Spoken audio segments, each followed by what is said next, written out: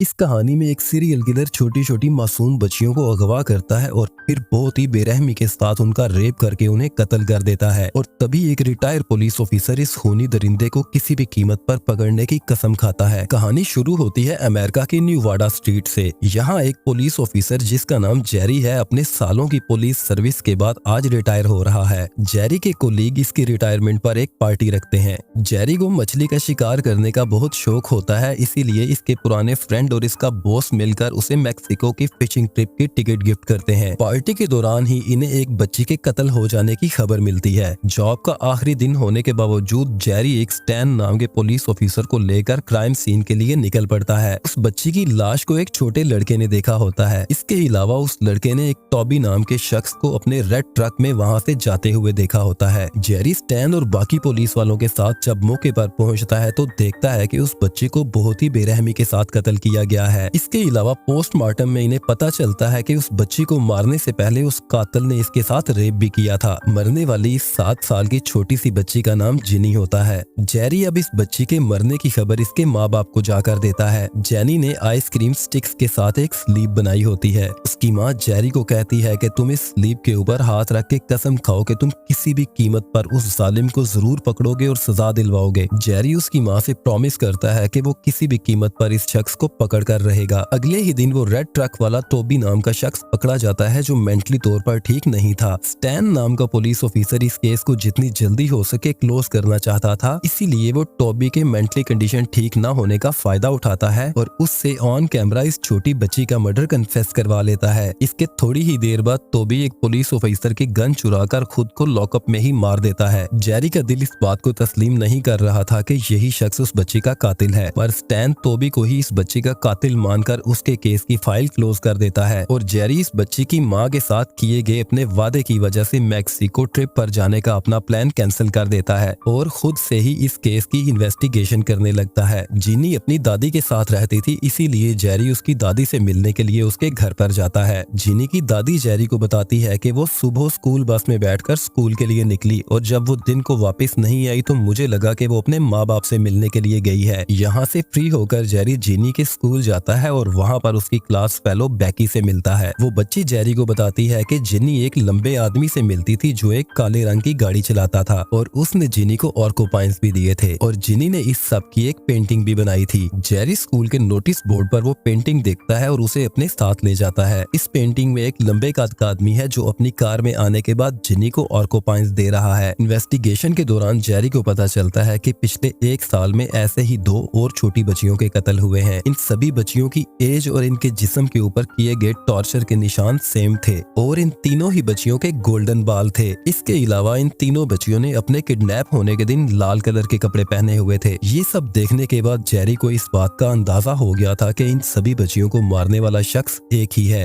वो स्टैन के पास उसके ऑफिस में जाता है और उसे ये केस फिर से रीओपन करने का कहता है। स्टैन कहता है कि इन सभी बच्चियों का कातिल टोबी था जो अपने अंजाम को पहुंच चुका है। जेरी स्टैन को कहता है कि पिछली 2 बच्चियों का मर्डर जिन दिनों में हुआ उन दिनों में टोबी मेंटल हॉस्पिटल में था और जिनी की पेंटिंग के मुताबिक वो आदमी काले रंग की गाड़ी चलाता था जबकि टोबी के ट्रक का कलर लाल था, इसीलिए टोबी इन बच्चियों का कातिल नहीं हो सकता। स्टैन जेरी को समझाता है कि एक 7 साल की बच्ची की ड्राइंग कोई एविडेंस नहीं है, इसलिए तुम इस फजूल काम को छोड़कर अपनी रिटायरमेंट पर ध्यान दो। जेरी इस बच्ची का केस रीओपन न होने की वजह से काफी परेशान हो जाता है, इसीलिए वो दूसरे शहर में शिफ्ट हो जाता है और वहाँ पर फिशिंग करने के लिए जाता है। इसी शहर में घूमते हुए जेरी की नजर एक गैस स्टेशन पर पड़ती है। ये जगह जेरी को काफी पसंद आती है, इसीलिए वो अपने रिटायरमेंट के पैसों से गैस स्टेशन के पीछे बना हुआ घर खरीद देता है और यहीं पर रहने लगता है। इसके बाद वहीं पर जेरी की मुलाकात एक बार में काम करने वाली लोरी नाम की लड़की से होती है। ये दोनों काफी अच्छे दोस्त बन जाते हैं। लोरी की एक 8 साल की बेटी भी होती है। एक रात लोरी काफी घबराई हुई जेरी के घर पर आती है और उसे अपनी मदद करने का बोलती है क्योंकि उसके एक्स हस्बैंड ने उसे बहुत बुरी तरह मारा होता है। जेरी लोरी को उसकी बेटी के साथ कुछ दिन अपने घर पर रहने का बोलता है। कुछ ही दिन एक दूसरे के साथ रहने के बाद जेरी भी उनकी फैमिली का एक मेंबर बन जाता है। वो उसकी बेटी के साथ भी काफी फ्रेंडली हो जाता है और लोरी भी उसके साथ काफी क्लोज हो जाती है। जेरी इन लोगों के साथ अपनी एक न्यू लाइफ स्टार्ट कर देता है। एक दिन जेरी की नजर जिनी के पेरेंट्स पर पड़ती है।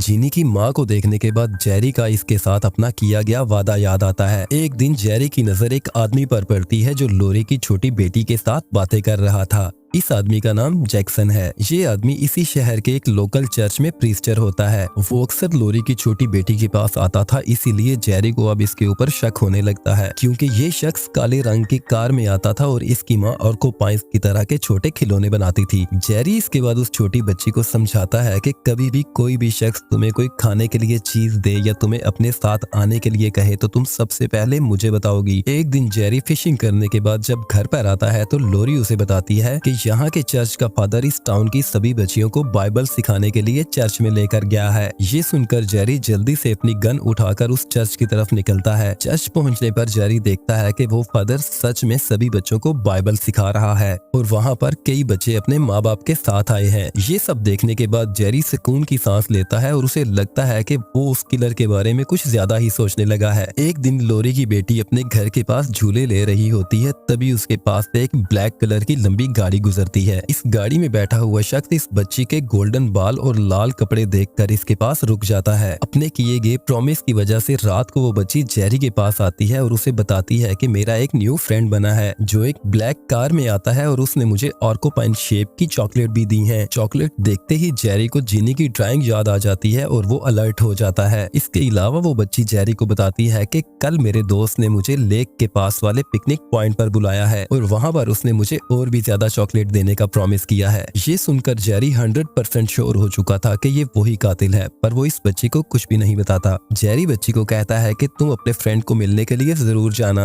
अगले दिन वो बच्ची अपनी साइकिल पर बैठकर लेक के पास बने हुए पिकनिक पॉइंट पर जाती है और उस शख्स के आने का इंतजार करने लगती है। जेरी पहले से ही उस जगह पर पहुंचकर छुपकर बैठा हुआ था। जेरी यहाँ पर अकेला नहीं था, उसने स्टैन और पूरी पुलिस टीम को भी यहाँ पर बुला लिया था। ये सभी लोग छुपकर उस बच्ची पर नजर रखे हुए थे। दूसरी तरफ वो किलर इस बच्ची से मिलने के लिए आ रहा होता है, तभी रास्ते में उसका एक्सीडेंट हो जाता है। स्टैन को यहाँ पर अपनी टीम के साथ आए हुए काफी टाइम गुजर चुका था, इसीलिए वो अब यहाँ से जाने लगता है और जेरी को भी कहता है कि तुम अपना टाइम वेस्ट कर रहे हो, टोबी ही असल में कातिल था जो अपने अंजाम को पहुंच चुका है। ये सुनकर जेरी स्टैन के ऊपर काफी गुस्सा होने लगता है। स्टैन यहाँ से अपनी टीम को लेकर निकल जाता है, पर जेरी अब भी उस बच्ची के ऊपर नजर रखे हुए था। स्टैन को जेरी के ऊपर काफी गुस्सा आता है, इसीलिए वो जाने से पहले लोरी को बता देता है कि जेरी उसकी बेटी के साथ क्या कर रहा है। लोरी जल्दी से उस जगह पर पहुंच जाती है और वहां पर जाकर जेरी को गालियां देने लगती है, क्योंकि वो इसकी बेटी को अपने शिकार के लिए इस्तेमाल कर रहा था। वो जेरी को काफी बुरा भला कहती है और इसके साथ रिलेशन खत्म करके वहां से चली जाती है। दूसरी तरफ रास्ते में जाते हुए स्टैन बाकी पुलिस वालों को कहता है कि एक टाइम था कि जेरी बहुत अच्छा पुलिस ऑफिसर था, लेकिन अब मुझे लगता है कि वो पागल हो चुका है। इसी दौरान रास्ते में स्टैन की नजर एक एक्सीडेंट पर पड़ती है, जहाँ पर फायर फाइटर एक गाड़ी में लगी हुई आग को बुझा रहे थे। इन छोटी बच्चियों को मारने वाला कातिल इसी कार में जलकर मर चुका था, पर जेरी को इस बात का नहीं पता था। वो अब भी वहीं पर बैठा इसके आने का इंतजार कर रहा था। कहानी के एंड पर हम देखते हैं कि जेरी बहुत ज्यादा शराब पीने लगा है और हर टाइम शराब के नशे में वो यही बड़बड़ाता रहता है कि वो किलर आएगा और मैं उसको पकड़कर मार दूंगा,